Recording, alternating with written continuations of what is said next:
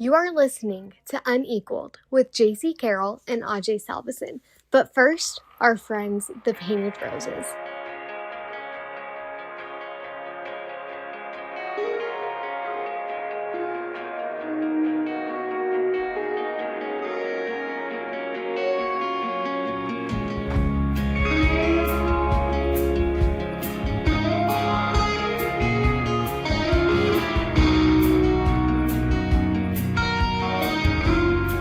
Hi, welcome to the Unequal Podcast. Jaycee Carroll, Ajay Salveson. Big thanks to Painted Roses through 10 episodes. Great episode last week talking about mental health.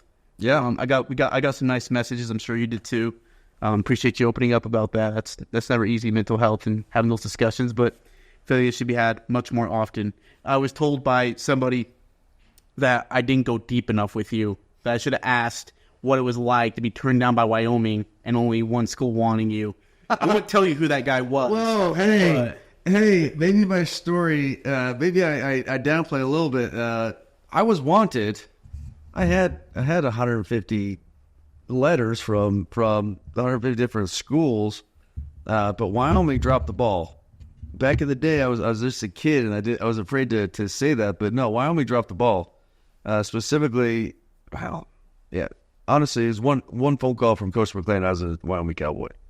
100%. I waited by my phone. Back in the day, no cell phones. Waited by my phone for a call. And assistant called and said, hey, Coach is busy. Can't call you today. And it was my spring break. Literally, like right now, right? Spring break starts today in Cache Valley. My parents said, get in the car. We got in the car. We drove to every university within driving distance and walked to the front office and said, I want to play college basketball.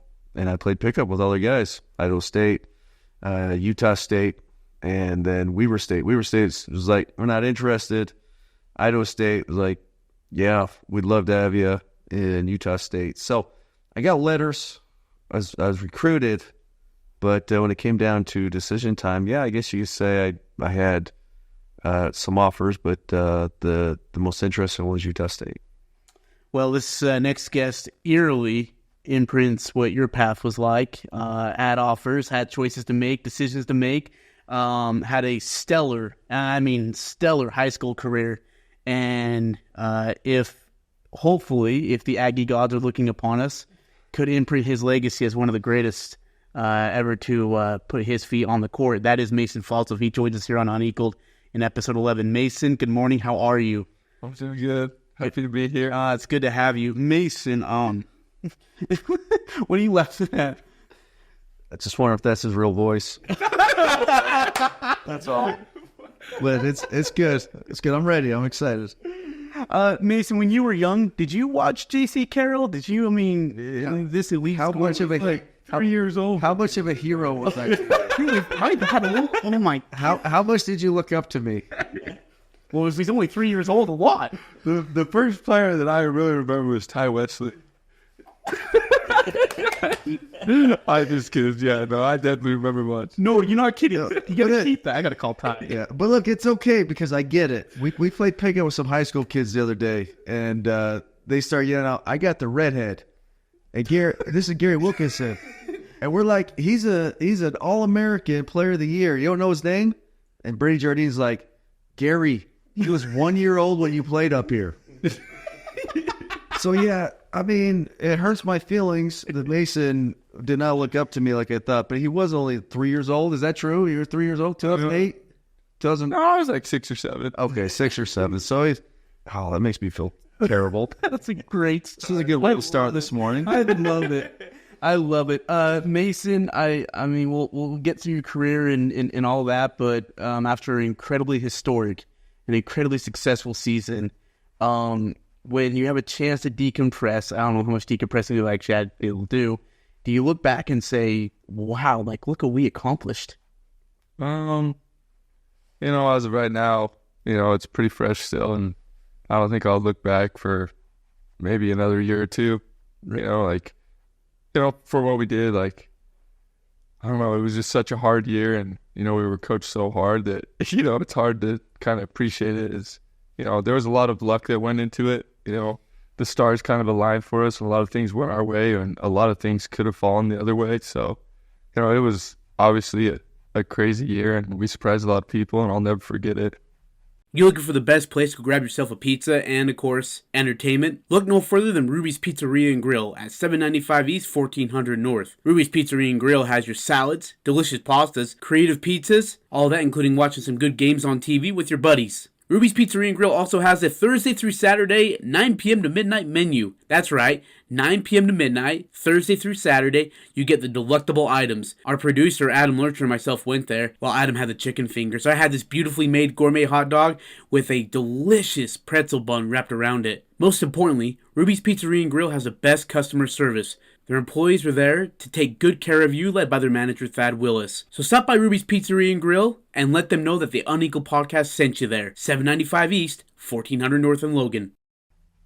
Yeah, it's awesome. You talk about luck, and I think there does need to be a little bit of luck, but we do look at some of your games. Now, you had 5 or 6 that it was like, 2 or 3 point game, hit a buzzer beater, go to overtime. And you're right. If those go the other direction, we're talking about the season in a whole different light. But to be honest, you guys did put together a solid team. You guys played really hard, played well together.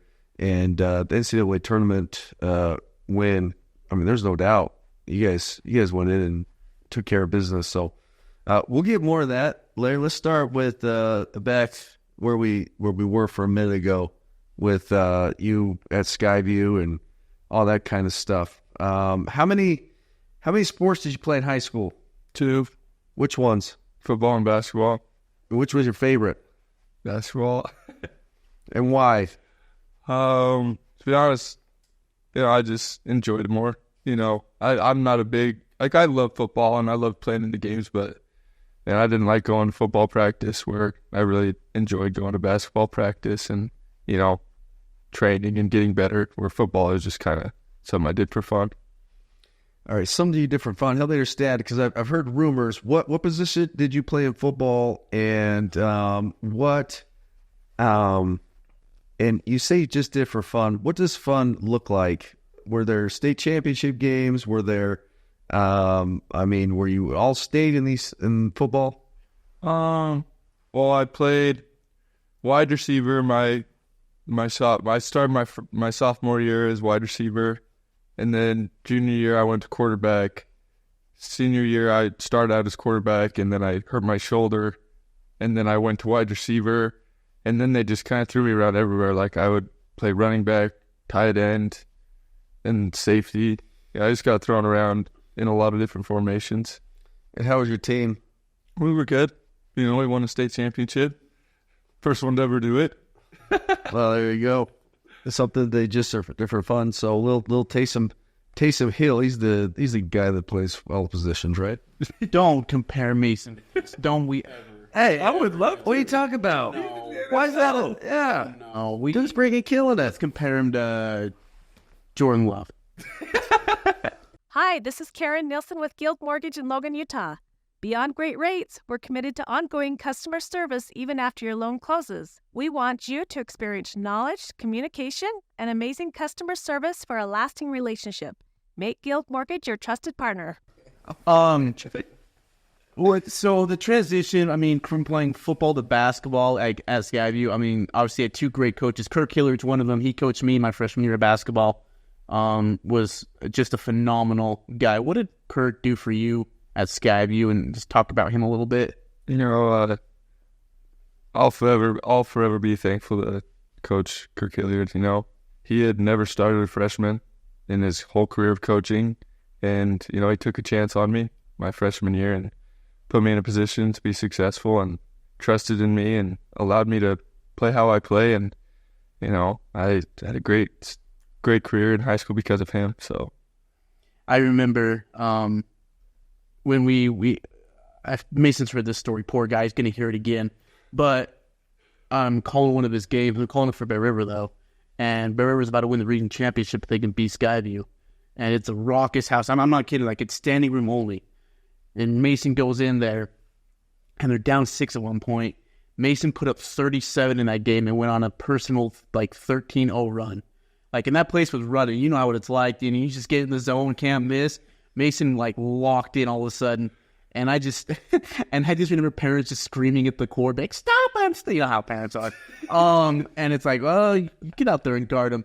Like, how confident were you, even as a freshman, to be on the court and play against varsity kids? My whole life I grew up playing with my older brother and my older cousin who are 3 years older than me. So, that's kind of how I was raised. I didn't know any different. It wasn't until I got into like 7th or 8th grade that I started finally playing with my own age. And so, once I got to my freshman year, it was just kind of like how it was growing up, playing with my brother, playing with my cousin. And, obviously there was nerves, and I was really nervous. I was a lot skinnier than a lot of the guys out there, but it was super fun. That's awesome. So what did your team do success-wise? How did your team do while you were in high school? Freshman year, we won region. Sophomore year, we won region. Junior year, we lost region, but we won state. And then senior year, we tied. We tied for region, and we went to state championship, and we lost. Was that the year that you guys ended up in 4th in region because of the tiebreaker? So what happened is that in that year, they end up in 4th. Yeah. Juan Diego is the number 1 team, I think, at the point in time in the class. And the Juan Diego's, no kidding, the AD finds out that they're playing Skyview, and he's livid. He's like, out of all the teams we have to play 4th place, which is actually 1st place team, and it's Mason Falslev. Like, he was livid because he knew what was coming. And sure enough, they go to Juan Diego and just put him behind a woodshed. Like, it was incredible. It was amazing. All right, career highlights. Career points in high school. Most scored. I think 43. 43. Guess who? Some Idaho team. Like a 1A school? No, it was the Rams. Highland. They're good. Are they good? Oh, yeah. How dare you? How dare you? There's a Highland Rams guy listening on. We apologize. We support Highland Rams.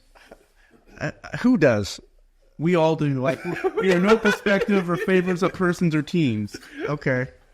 All right, Highland Rams. Get rebounds in a game. I don't know. Dunks in a game. I think 5 or 6. 5 or 6.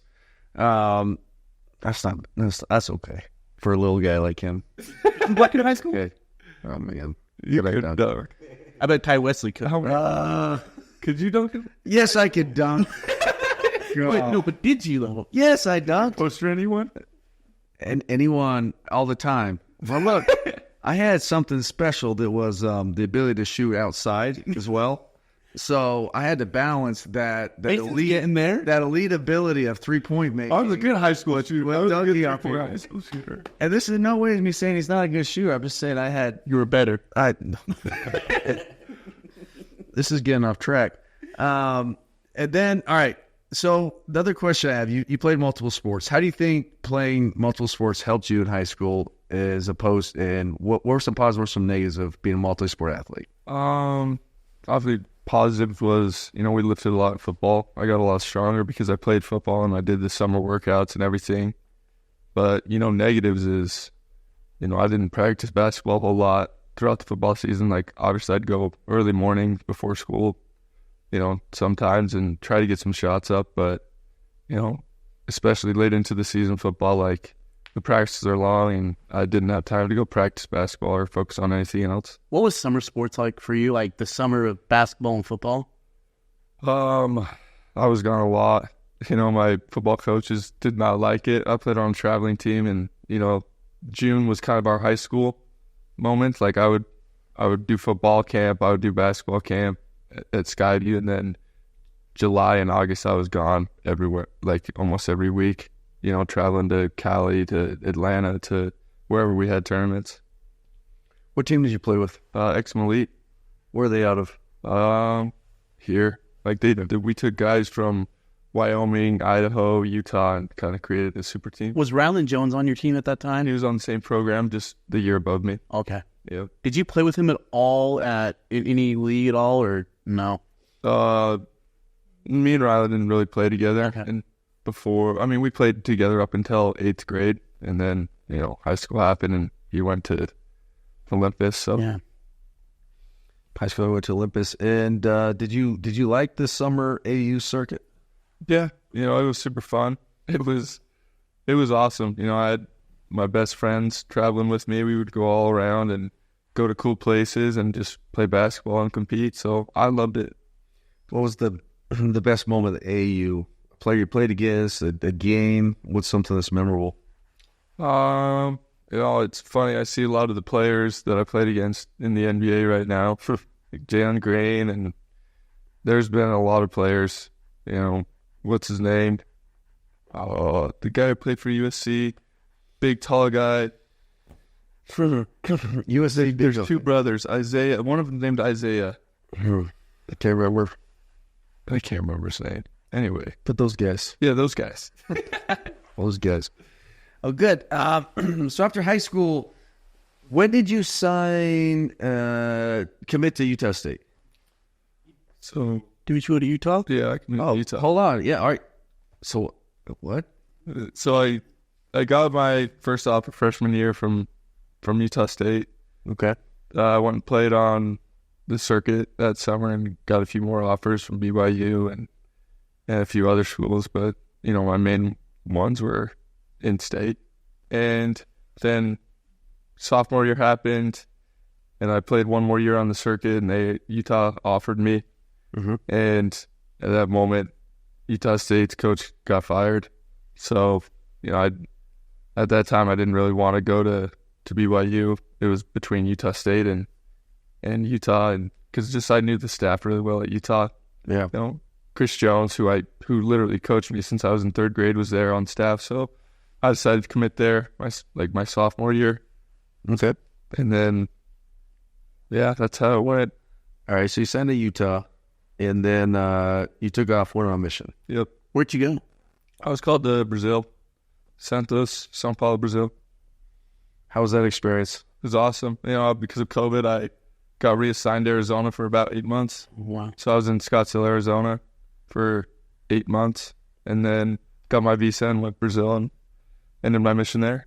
Hey, you looking for something fun to do this summer? How about you go to Bridgeland Adventure Park, located in Garden City, Utah. Bridgeland Adventure Park has all sorts of adventures from ages 2 to 92.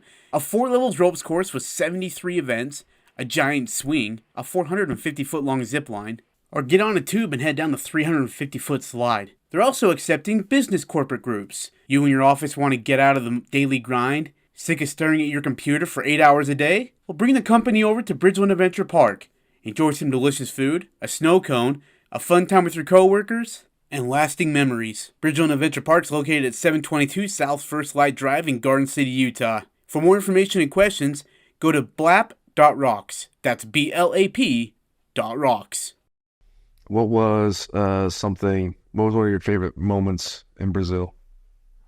One of my favorite moments, obviously when I, help people join the church and teach them something that I feel can change their life and is going to help them throughout the rest of their life. So those were super cool moments, All right. And then, I don't know how it was, but on my mission, towards the end of it, Utah State had to send my scholarship papers to me, and I had to sign. So is that the same process? Did Utah send those to re-sign? Yeah, how did that whole process work? Did they contact you or write your parents? How did that all work? Yeah, so when I was in Arizona, I got word that Kristoviak got fired at Utah. And then I found out that Craig Smith, who kind of recruited me and I knew pretty well, was at Utah State. He was now going to Utah. So I got on a phone call with him in Arizona and talked with him. And he's like, yeah, you still plan on coming here? I was like, yeah, if you had me, I'd love to go to Utah still. And so it was kind of that, that was 4 or 5 months into my mission, and a year went by, and that's when, you got to re-sign the papers or do whatever. And I don't know how exactly it got out, but one day my dad called me when I was in Brazil, and he's like, hey, so I don't know what you're thinking right now, but Utah State has a spot for you if you want to do that. So prayed about it, fasted about it for 3-4 months, and decided I wanted to go to Utah State. So former Skyview quarterback and Utah State football walk-on, Ted Stokes has established the #1 bankruptcy law firm in the state of Utah. Stokes Law's playbook is helping individuals and businesses overcome tough financial situations. If you're facing garnishment, repossession, foreclosure, or just overwhelming debt, give Stokes Law a call at 435-213 888-478-4771 or visit their website, stokesbankruptcy.com.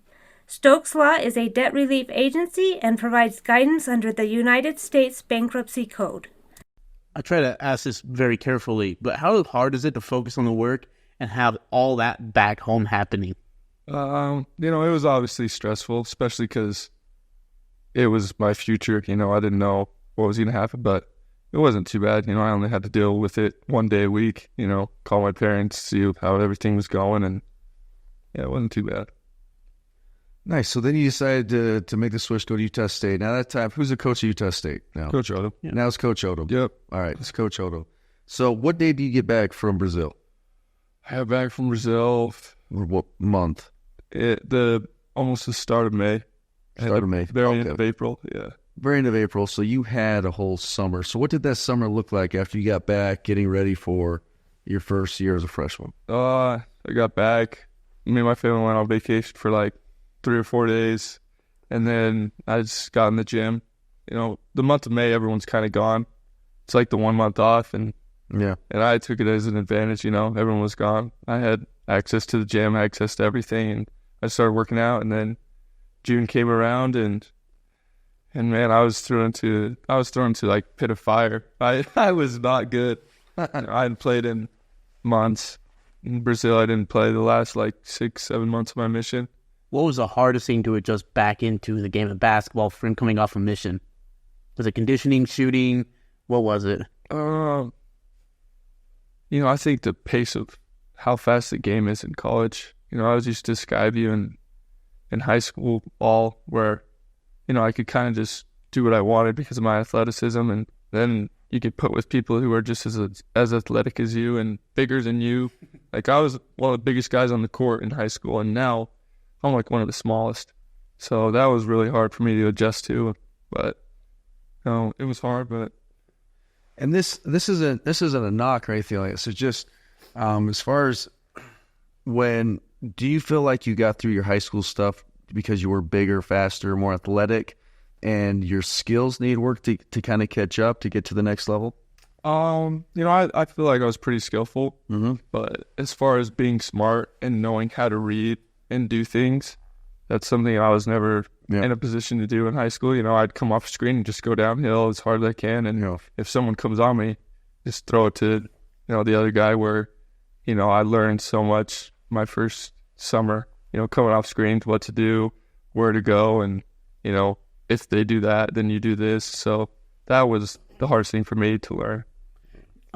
What was the complexity like from going from high school to Ryan Odom? I remember the first conversation I had with Ryan Odom, and he was talking basketball with us, and it was all over my head. Like, I was just nodding like, yeah, I get I have no idea what he's talking about. What was the learning process for you of gaining all that knowledge that Ryan Odom was throwing at you? It was hard. They use terms and things that you've never heard. I've never heard in my life, A DHO, like, I had no idea what that was. I had no idea what that was when I got home. But, you learn and you ask questions, and, they understand for the most part. They give you like a couple weeks to learn, and then you got to be on top of it. Okay, so then we get into the summer, players start coming back. Are you up at Utah State now, all summer training, trying to get ready for the season? Yeah. And at that time, was your mindset you wanted a red shirt, or was it, hey, if I can get to where I'm comfortable, I'll play? No, obviously, I was dreaming about coming home and playing basketball and starting, and that was my goal, to work as hard as I could and try to earn a spot. Yeah. Did you ever hear of a freshman that came back? And Nope, never heard of one. I did. Ty Wesley. No, I played with that clown back off a mission. Ty Wesley's never coming on. He's now no good. Now, as you start get into it, the staff was kind to me. They'd bring me around a little bit, let me meet the team, which I enjoy. I love that. I like being around the guys. I like being around the team. And, they were pretty candid with me sometimes, like, hey, we'd really like Mason to play this year. We'd really like Mason to play. How hard was it to stay true to what you thought you needed?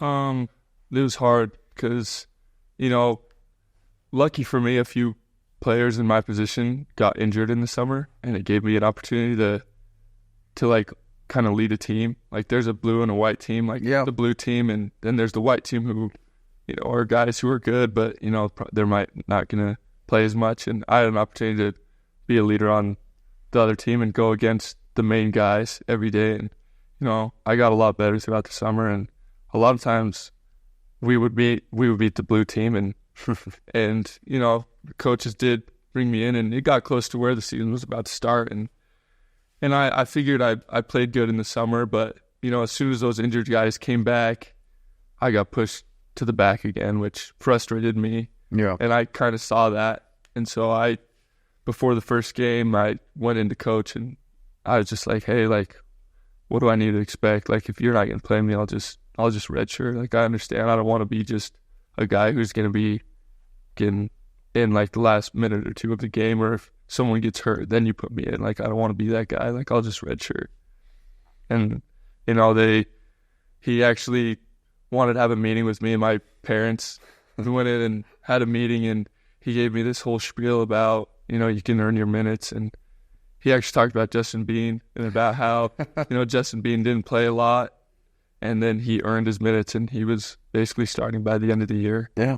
And so he's like, yeah, like, I don't want you to redshirt. And I was like, all right, sweet. I'm going to play. And first game rolled around, and I didn't play. So after the game, that was a loss to UC Davis, if I'm not mistaken. No, we played UVU. Oh, the UVU, okay. UVU, and we won. It was a close game, but we won by like, I don't remember how much, but it was a close game until the very end.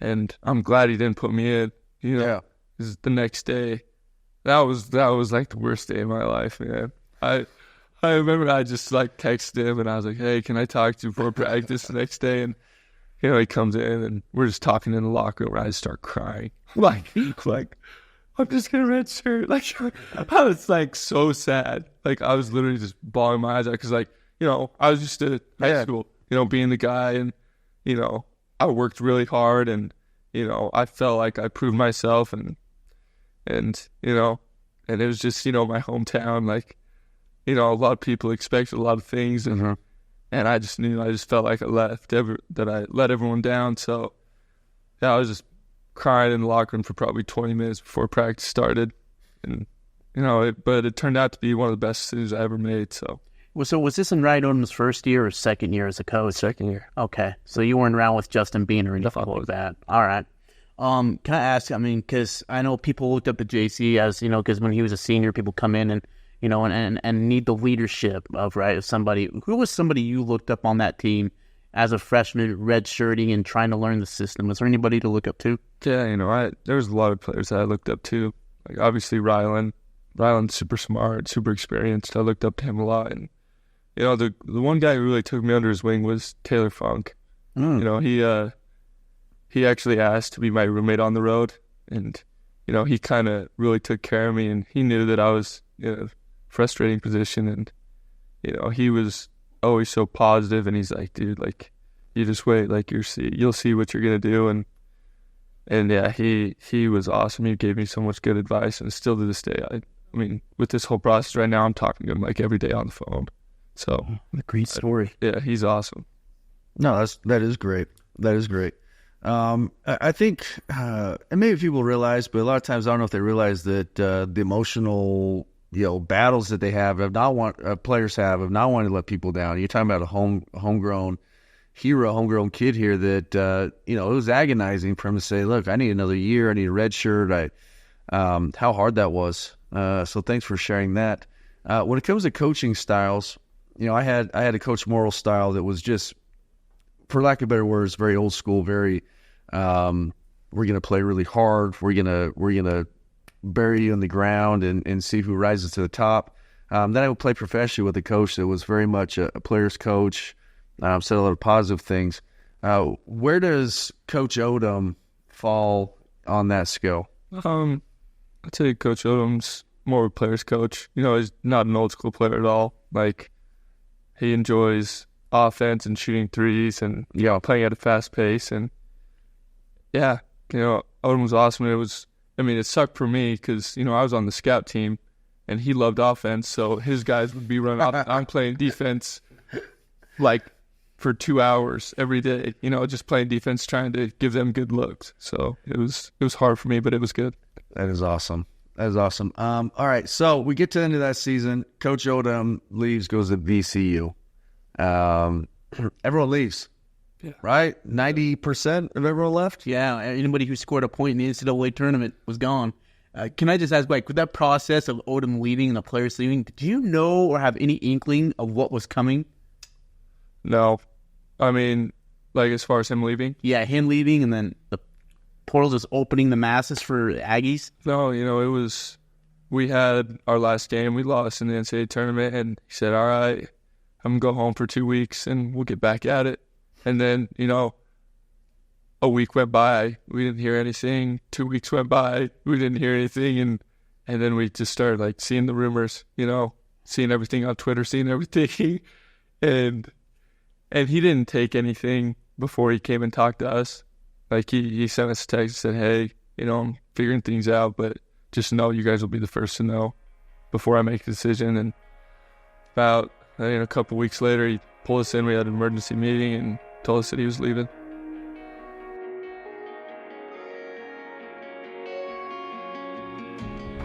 Hey everyone, Adam the producer here. Thanks for listening to the Unequal Podcast with Jaycee Carroll and Ajay Salveson.